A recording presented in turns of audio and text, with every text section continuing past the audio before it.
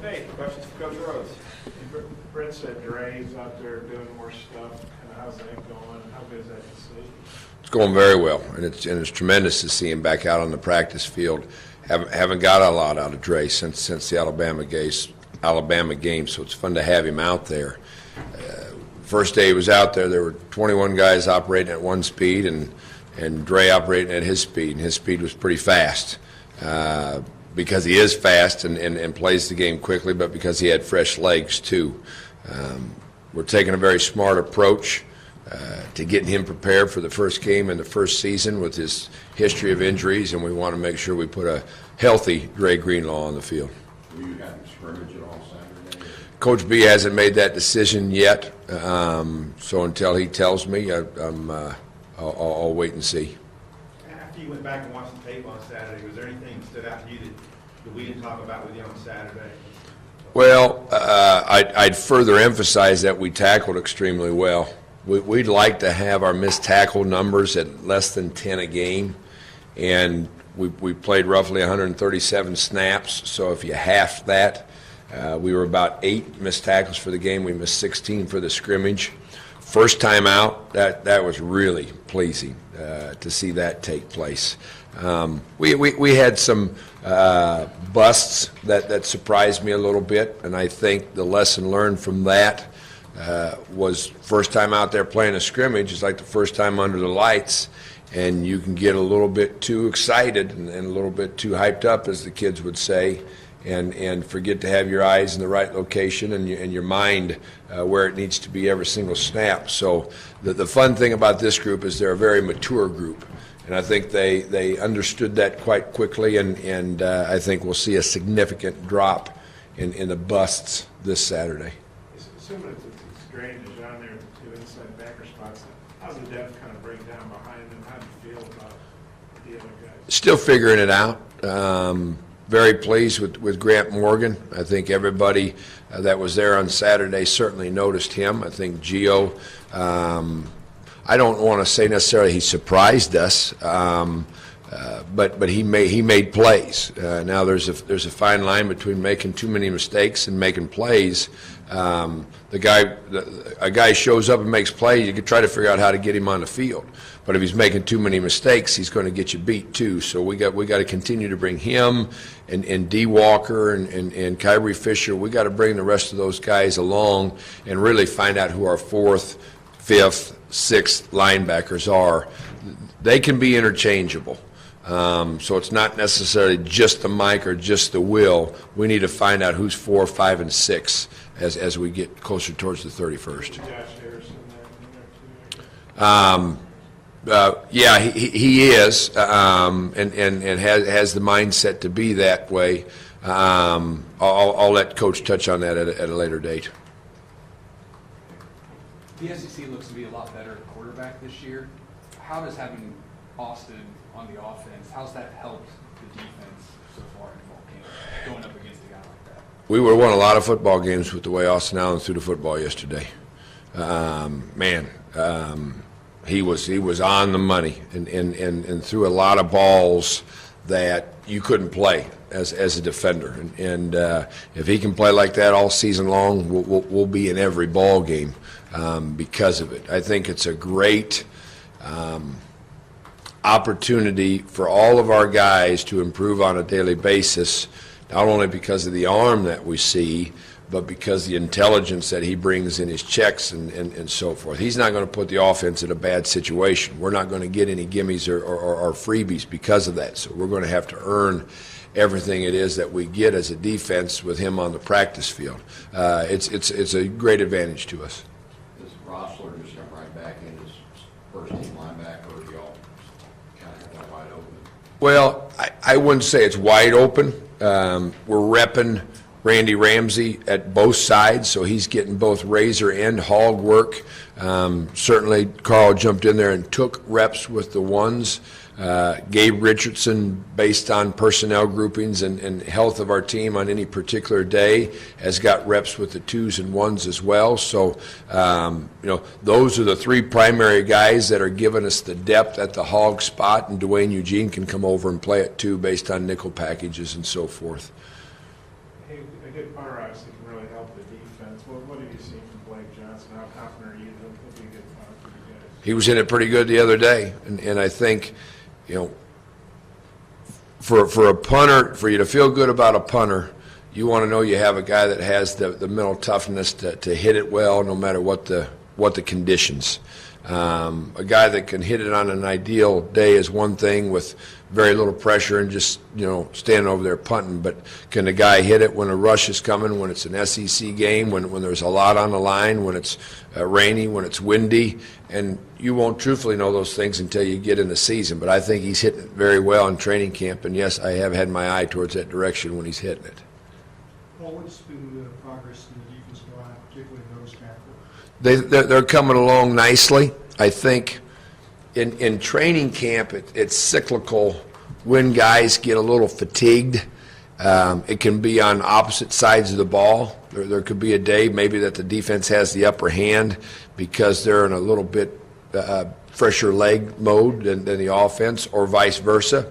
I think that happens with different position groups as well, based on how hard the coach is working them or what he's done drill-wise. So I think there's been some days that they've been tired. When they've been fresh, been really pleased with their advancement and what they've shown us this spring, even or this fall, even from this spring, what we saw at the end of it.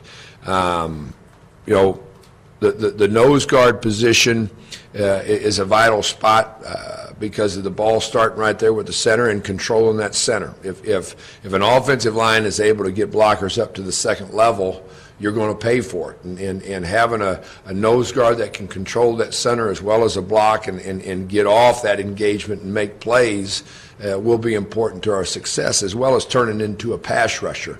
And that's one of the things, as you get a little fatigued, doesn't show up as much. So, we'll back off here in the next couple days after today, and hopefully we'll have a fresh group on Saturday, a day that will be a great judgment of where we stand with that position group.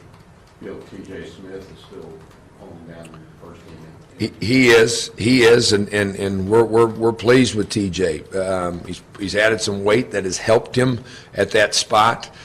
He's got good footwork and always plays hard, and because of that, he'll make plays from the backside, just running things down. I feel good about both ends when it comes to that, hustling and making plays down the line of scrimmage.